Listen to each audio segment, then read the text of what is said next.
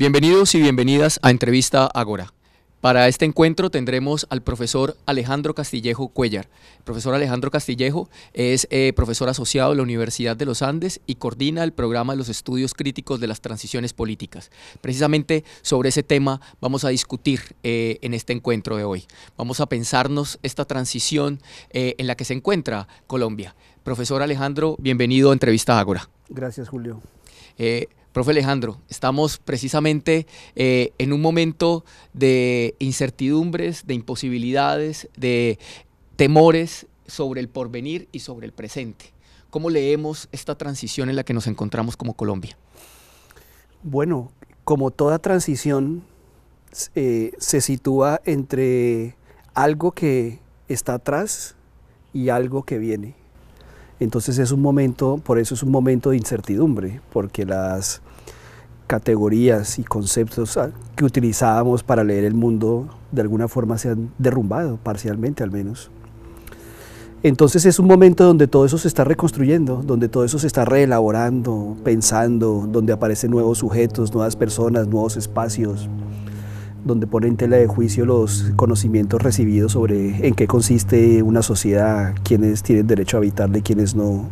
Entonces, y en la medida en que eso se vaya derrumbando y transformando, pues el signo de la transición es la incertidumbre. Y cuando la incertidumbre además es incepcionada o se le introduce factores de poder adicionales, pues más incertidumbre hay, ¿no? A pesar de que, por lo menos en principio, abandonamos una dimensión de la violencia y de la guerra, eso no nos vacuna contra la incertidumbre, por el contrario, la instaura. Y en esa incertidumbre en la que encontramos todas es una mención muy interesante, que tiene que ver de ese aspecto lineal en la construcción del tiempo, ¿no? Cómo el elemento transicional precisamente ubica un elemento lineal también de la historia, ¿no? En la que se deja atrás el pasado, ¿no? Y se establece o se instituye, ¿no? Hasta en ciertos momentos una promesa de una paz como ese futuro, ¿no? Como ese elemento hacia dónde ir. Ese es un punto muy problemático en nuestro país, ¿no? ¿Cómo lees tú eso? ¿Cómo lees esas transiciones y esa instalación de esa promesa de paz y esa lectura del tiempo en la que también nos hemos movido nosotros como país? Sí, yo creo que los procesos históricos asociados a este tipo de fenómenos de transformaciones y cambios sociales sí plantean tú le llamas una línea temporal, otros le llamarían una teleología, es decir, esa misma línea del tiempo hacia un futuro más o menos reconocible.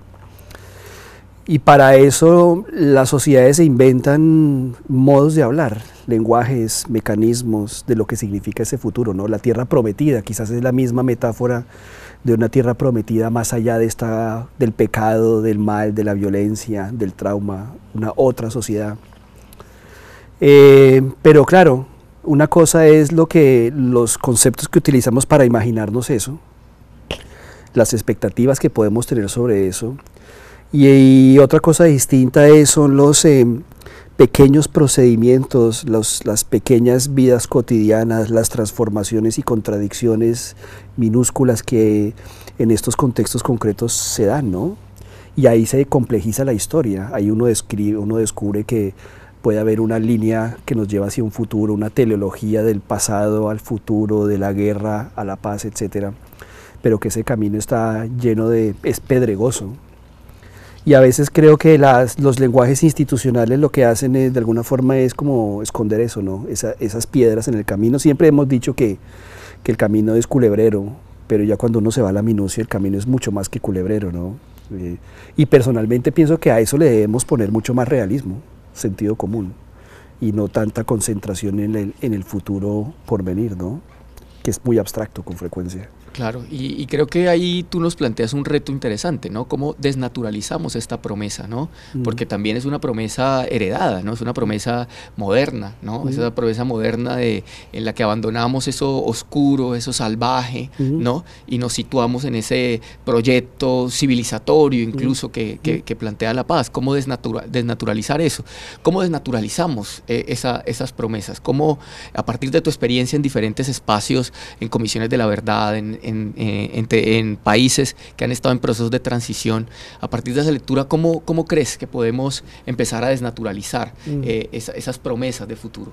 Pues la verdad, yo diría que saliendo de la comodidad conceptual, saliendo de la familiaridad teórica, de la familiaridad institucional, entendiendo que todos de pronto tenemos una labor que hacer en todas instituciones que por lo menos aparentemente nos llevan hacia unos derroteros, que es una adelante y no una atrás. Pero cuando uno mira en la minucia, insisto, yo soy llamémoslo así, un creyente, si se quiere, si se puede utilizar esa palabra aquí. Yo creo en la intersección en los microcosmos y los macrocosmos que implican estas transiciones. Y pienso que se desfamiliariza y se desnormaliza la cosa, o sea, uno tiene una actitud de distancia crítica con relación a eso, en el momento en que uno deja de ser, al final de cuentas, un creyente en el asunto. Y eso solo es posible cuando uno realmente sale de la familiaridad teórica y empírica y comienza a recorrer el mundo y las complejidades y contradicciones de todo esto en detalle.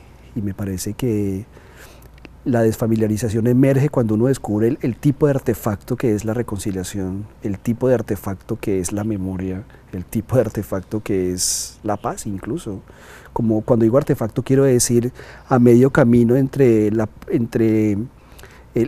arte y el hecho, ¿no? Entre lo producido y el hecho, que es también en última instancia producto del agenciamiento humano, ¿no? Creo yo que cuando uno logra tener esa distancia, pues uno, digamos, ve en una perspectiva mucho más grande y amplia las apuestas que una sociedad le hace a temas, ¿no? Tú mencionas en tus textos lo que se ha terminado configurando como un evangelio de la transición, ¿no? O los evangelios de la transición. ¿De qué se trata esto precisamente en esta lectura que tenemos hoy como país? ¿Qué es lo que nos dice un evangelio de la transición en estas circunstancias? Sí, el término es evangelio global del perdón y la reconciliación. Y lo que yo trato de decir con eso es que hay una matriz global a través de la cual nosotros tramitamos estos momentos de transformaciones de las violencias a otros estados de no violencia, digámoslo así. En esa matriz hay una serie de conceptos centrales y de prácticas específicas, ¿no? Por ejemplo, una práctica específica es la presunción de que a través de la palabra nosotros nos liberamos del pecado, del mal o del trauma, ¿no? Hay la dimensión, digamos, reparativa del habla, ¿no? De la voz, incluso la dimensión ontológica que tiene la voz como certificación del mal y del daño, por ejemplo. Entonces hay una serie de prácticas repetitivas que son matrices globales y también hay una serie de conceptos. Entonces, evangelio global es un término entre sarcástico y, digámoslo así, académico también, porque creo que detrás de esto también hay una especie de religiosidad, ¿no? Y de institucionalidad semirreligiosa que ha instaurado una serie de conceptos específicos y que se utilizan y que circulan a través de instituciones internacionales y demás, ¿no? Y a pesar de que viene del derecho y de las ciencias distintas, le pongo evangelio porque sus connotaciones son profundamente religiosas. Es decir, cuando uno se le dice que la verdad y la enunciación de la verdad nos libera, eso puede ser una frase que podría venir de un psicoanalista, pero también podría venir de un teólogo. Y en ese orden de ideas yo diría que nuestro proyecto transicional también en últimas es un proyecto de liberación teológica semirreligiosa también. Y ahí me parece que hay unos sustratos que son interesantísimos. Obviamente eso no hace parte de una conversación técnica sobre justicia de transición, hace parte de una conversación social y cultural sobre el significado del tiempo, sobre el significado de las transformaciones, sobre las apuestas que diferentes sociedades le hacen a conceptos muy específicos o a procesos muy concretos, ¿no? Que han sido instaurados, diría yo, instaurados a través de una geopolítica mucho más grande de lo que significa transitar hacia la democracia. Porque el tránsito en realidad es hacia la democracia liberal, hacia la democracia representativa, no es un tránsito hacia estados comunitaristas, o sea, siempre es un tránsito hacia esas sociedades. Claro, es lo incuestionable, ¿no? Lo incuestionable del orden político, Exacto. Lo incuestionable del orden económico, ¿no? Exacto. Es lo que no entra en juego en esa transición. Se transita a cualquier otro tipo de representación menos a ese elemento estructural, ¿no? Inclusive también de la misma lógica del Estado, ¿no? Que tú mencionas también en varios de tus trabajos, ¿no? Cómo el Estado se reinscribe sobre sí mismo, ¿no? Sí. ¿Cómo se da ese proceso de reinscripción del Estado? Pues si partimos de la base de que algunos argumentan que la violencia es producto de la ausencia de Estado, algunos dirían, eso tiene tantas variedades también allá adentro.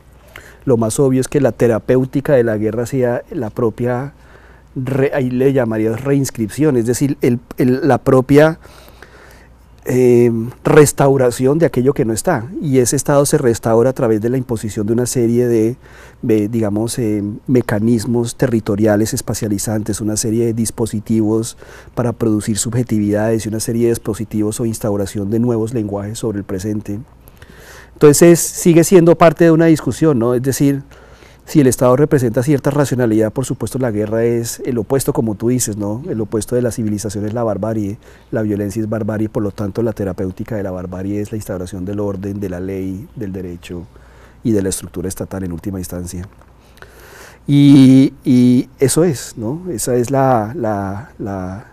es eso la reinscripción. Y eso se hace a través de mecanismos, insisto, producir nuevos sujetos, reconstruir espacios, incorporar espacios antes no incorporados, incorporar sujetos antes no incorporados bajo ciertas condiciones.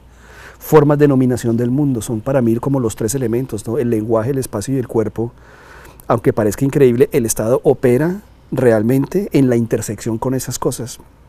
No es tanto un tema de una especie de concepto muy amplio, estructural y burocrático del Estado, sino que hay lo que yo llamaría formas de devenir Estado, formas a través de las cuales este concepto, entretejido con una serie de cosas, se hace Estado en el momento mismo en que concibe cuerpos, lenguajes y espacios que lo definen consustancialmente, digamos.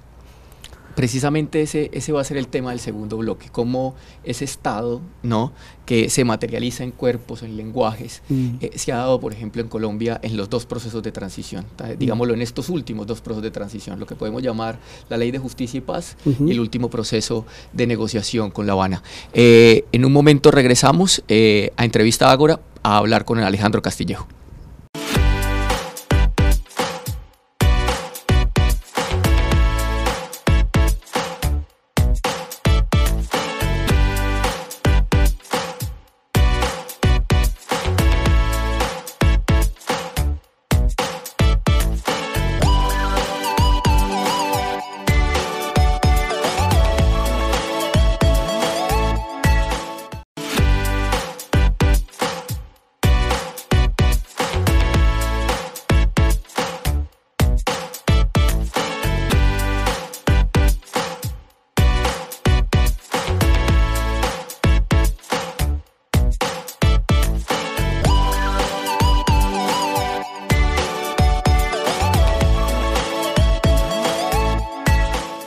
Bien, regresamos a Entrevista Ágora con el profesor Alejandro Castillejo, profesor de los Andes, coordinador del programa de estudios críticos de las transiciones políticas. Veníamos hablando con el profesor Alejandro precisamente de su trabajo, en donde lee las transiciones en las que nos encontramos, precisamente donde plantea lo problemático de naturalizar la transición como un proceso en el que deben estar o el que deben desarrollar todos los países sin cuestionamiento, porque precisamente tras de ello vienen una serie de artefactos, dispositivos, movimientos que se materializan en el proceso de reinscripción del Estado, como él menciona, ¿no?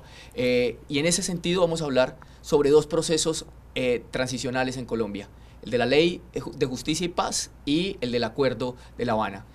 Alejandro, ¿cómo has leído tú esos dos procesos en Colombia en esta lectura de reinscripción del Estado? ¿En qué se diferencian? ¿En qué son comunes? ¿Qué desafíos nos plantean hoy? Pues habría un debate, porque algunos dirían que Justicia y Paz nunca fue un proceso de transición. Pues eso sí es evidente que podría discutirse extensamente. Lo que sí, la palabra que yo uso realmente es escenario transicional. Y escenario transicional hace hincapié en los dispositivos que se ponen en juego en un momento determinado con el objeto de transitar de una sociedad en guerra a otra cosa distinta. Y ahí hay diferentes dispositivos, entonces indistintamente si terminamos, digamos, confundidos con el debate si hay transición o no, lo que sí es cierto es que Justicia y Paz, tanto el proceso presente con FARC también, siempre implicaron la instauración de conceptos de verdad, justicia y reparación, extraídos por supuesto de una tradición legal también, ¿no? Y en eso se parece, ¿no? Es decir, ambos en todo caso están inseminados y están leídos y están tejidos y están conectados con toda esta gran discusión del derecho internacional y los criterios internacionales de la justicia transicional, pero son distintos también, ¿no? Por ejemplo, la ley de justicia y paz y todo lo que tenía que ver con el asunto de las autodefensas, pues estaba construido sobre una serie de conceptos que no tienen nada que ver con los acuerdos de La Habana, porque los acuerdos de La Habana se construyen sobre otros conceptos distintos, ¿no? Por ejemplo, grupo armado ilegal, eso es una cosa que era sustantiva, digamos, del proceso de justicia y paz. En el proceso de La Habana hay otra cosa distinta, se llama conflicto armado. Entonces, es una curiosidad de todos modos que a pesar de que estamos hablando de justicia, verdad y reparación, esos términos también están estructurados en una arquitectura legal que es distinta, y en eso son diferentes, y por supuesto los procedimientos son distintos, los campos de poder son diferentes. Una cosa que a nosotros se nos olvida con frecuencia es que estos procesos de negociación y los textos que emergen de todo esto son al mismo tiempo, por supuesto, consensos de ciertas racionalidades, pero al mismo tiempo expresan campos de poder de una sociedad. Y eso creo que en esos dos procesos se da, ¿no? Entonces, son grandes las diferencias y tienen algunas similitudes, y en ese orden de ideas ambos, eso que tú mencionabas de reinscribir el Estado, pues el Estado se reinscribe a través de la implantación de una teoría de la memoria, de una teoría de la justicia, de una teoría de la reparación y una serie de conceptos asociados. Lo mismo pasa por este lado, aunque amplificado por otros, obviamente por otras cosas.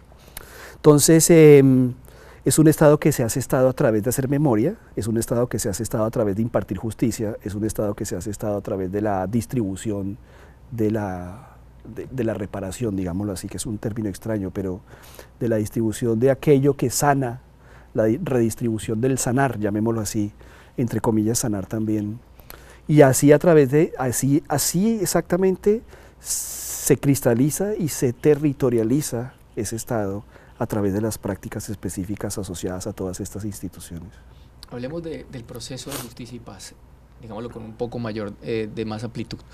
¿Qué quedó de ese proceso? ¿Cuáles fueron, digámoslo, las producciones que se generaron allí, que permanecen o que se han difuminado, por ejemplo, de ese proceso? Pues está, para comenzar, yo diría, eso a nosotros a veces pienso que justicia y paz siguió derecho en Colombia, ¿no? Especialmente para las ciencias sociales, diría yo. Comencemos por decir que, bueno, hay gente que argumenta que es un gran proceso de impunidad, y en cierta forma yo coincido con eso, ¿no? Por la simple razón de que su estructura conceptual se encargó de dejar por fuera ciertas formas de agenciamiento violento. Entonces ahí hay una dimensión de eso gigante, ¿no? El Estado no está muy presente como perpetrador en la injusticia y paz. Pero hay que decir también que hay miles de CDs con miles de testimonios de todo tipo de cosas que nunca han sido estudiados realmente. Se instaura justicia y verdad y reparación como lenguaje oficial de todas estas cosas, cuando en Colombia eso todavía no era claro antes de eso, ¿no? Porque se volvieron obviamente, digamos, parte de los criterios de reconocimiento internacional para reconocer cualquier proceso de estos como mínimo. Las grandes contradicciones de los procesos de reparación, las grandes contradicciones en las devoluciones de tierra, yo creo que lo que ha mostrado realmente es que eso no es un proceso teleológico tan simple, que una cosa es la concepción de una ley, que una cosa son las burocracias operantes, que también están llenas de contradicciones, incluso los mismos fiscales, entre comillas, negociándose consigo mismo el concepto de qué querrá decir reparar cuando estamos hablando de tal o cual tema, ¿no? Yo pienso que nos muestran la complejidad, la pluralidad, la minúscula, lo pequeño, lo minúsculo de todo esto, ¿no? Y lo que hay detrás también, en última instancia, de la aplicación de todas estas leyes. Y yo creo que ahí hay un aprendizaje que no estoy seguro que tanto lo hayamos aprendido de todos modos. Creo que es con el tema de FARC que estamos descubriendo que eso minúsculo tiene un peso monumental en la producción de ese futuro y de ese imaginario sobre el porvenir, ¿no? Hablemos sobre ese punto que también has mencionado y que tiene que ver con el tercer encuentro de estudios críticos de las transiciones que se hará en septiembre en la Universidad de los Andes. Esas paces locales, porque precisamente eso que estás mencionando es eso que está global, abstracto, cómo se materializa y se vuelve concreto allí. cómo se dan esas paces locales, cómo se dan esas tensiones, cómo se dan esos desafíos y también posteriormente qué es lo que vamos a encontrar en el encuentro de los estudios críticos de transiciones. Sí, ante la inoperancia de las estructuras estatales, por ejemplo, en el presente, ante la falencia clara de una serie de cosas, aunque eso no debería ser producto solamente de eso, sino porque es la condición del sujeto social, digamos, lo que terminamos descubriendo es que los seres humanos tienen que sobrevivir, que los seres humanos se conectan con esa institucionalidad y con esa estatalidad de formas diversas, negociando, moviéndose por un lado, moviéndose por el otro, mirando a ver cómo reconfigura su existencia. Entonces, el problema de la escala lo que busca hacer es salirnos un poco de esas dimensiones macrohistóricas con las que a veces vemos todo eso, esas grandes teleologías de la paz a la guerra, para entender que las personas en pequeño, con pequeñas relaciones, y digo pequeño en el sentido de realmente de una escala, no de la importancia, sino de una escala de observación, es un problema más del ojo y de la mirada que de la persona, obviamente. Ahí lo que hay son seres humanos rehabitando el mundo, y ese rehabitar el mundo es rehabitando con otros y a través de otros también, a través de iniciativas pequeñas, a través de tratando incluso, diría yo, de inventar lenguajes para poder hacer habitable el mundo. De pronto a veces por eso se habla tanto de las artes y las cosas, ¿no? Porque son en sí mismos lenguajes, aunque esa discusión es un poco esquemática, me parece a mí, pero indudablemente son personas que están buscando rehabitar del mundo y asignar un valor y un significado a ese habitar, ¿no? A través de su vínculo incluso con lo que lo rodea. Eso es lo que yo creo que es la paz a pequeña escala, y eso es lo que creo yo que en el evento de septiembre vamos a tratar de enfocar, ¿no? Es decir, gracias por la estructura general, la reconocemos, el Estado de Derecho, todo esto, las instituciones y demás importantes, pero después de 10 años, 15 años, que eso es lo que uno ve en otros contextos, lo que quedan son seres humanos construyendo entre ellos, y yo creo que hay que reconocer el valor de eso. Incluso en Colombia son esos mundos pequeños los que nos han permitido algunas personas y algunas comunidades sobrevivir pues la guerra misma, ¿no? Las formas de supervivencia cotidiana, ¿no? De contestación de los poderes instaurados, del terror y la violencia, en fin. Hay un valor en eso. Nuestras conversaciones de paz son extremadamente estructurales, son grandes, ¿sí? Reconocemos, insisto, reconocemos la estructura, pero hay que conocer que la estructura tiene en sí mismo, también tiene unas dimensiones de incertidumbre en sus modos de operar, y ahí es donde se sitúan las personas y otros modos de entender el mundo. Para ti, ¿cuál es el reto hoy de las ciencias sociales, precisamente en toda esta lectura que estamos haciendo? Pues yo no sé, a ver si se me ocurre así por encima sobre lo que he escrito sobre eso. Yo diría que el primero es una ciencia social que sea rigurosa con estos problemas, y que si van a operar dentro del sistema como tal, digamos, institucional, que lo haga bien, que se forme bien para eso, que el que va a hacer memoria haga bien el trabajo, y que sea consciente de que de pronto puede terminar por ser un operador también de los poderosos a la hora de la verdad, y lo asuma con dignidad, diría yo, como ocurre últimamente con el centro de memoria, ¿no? Entonces, digo yo, hay una labor técnica que hay que hacer bien, pero también hay otras labores. Yo creo que hay una labor crítica, yo creo que hay una labor de lo que tú mencionabas hace un rato, ¿no? La desnaturalización implica la búsqueda y la construcción de otras discursividades, otros contextos, otros conceptos, otras maneras de ver todo esto, para salirnos un poco de estas conversaciones que a la hora de la verdad se han vuelto hasta aburridoras, ¿no? Entonces yo creo que ahí hay un reto intelectual también. Y yo diría que incluso hasta un reto político, porque, y entendiendo por político más bien es cómo nos vinculamos con esas relaciones de poder, y yo diría que incluso si estamos como llamados incluso a transformar nuestras maneras de hacer ciencias sociales. Yo estoy convencido de que estamos, digamos, en la necesidad de unas ciencias sociales más colaborativas, unas ciencias sociales abiertas insisto, a formas de interacción con seres humanos que han pasado por mundos en guerra, que no estén cifrados por la jerarquía institucional entre quien sabe y produce teoría y el que es fuente de la teoría, que es el relator y es la víctima. Me parece que hay una dimensión que todavía nos falta por explorar muchísimo. Entonces son uno político, uno intelectual y otro técnico, si se quiere. Y en ese orden de ideas pienso que el intelectual es una persona que debe saber hablar, que debe saber escuchar y debe saber escribir. Escribir en diversas lenguas, que van desde la narrativa hasta el ensayo académico, saber escuchar, en los múltiples también lenguajes que lo oyen, que le hablan a uno, saber entender los silencios que la gente emite, a veces incluso sin darse cuenta, por supuesto, y saber hablarle a un niño de colegio, saber hablar en un escenario de doctores, saber hablar en un programa, creo yo, de radio, de televisión. Creo que yo situaría esos retos algo más abstracto dentro de esa integralidad del intelecto, hablando de ciencias sociales, ¿no? Como el hablar, escuchar y el escribir, y dentro de eso los retos políticos e intelectuales que se gestan allá adentro.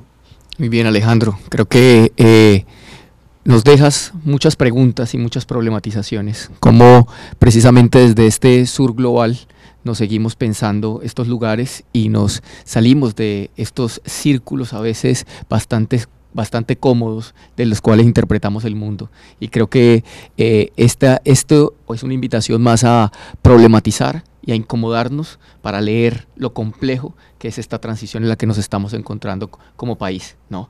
Alejandro, muchas gracias a todos y a todas en Entrevista Ágora.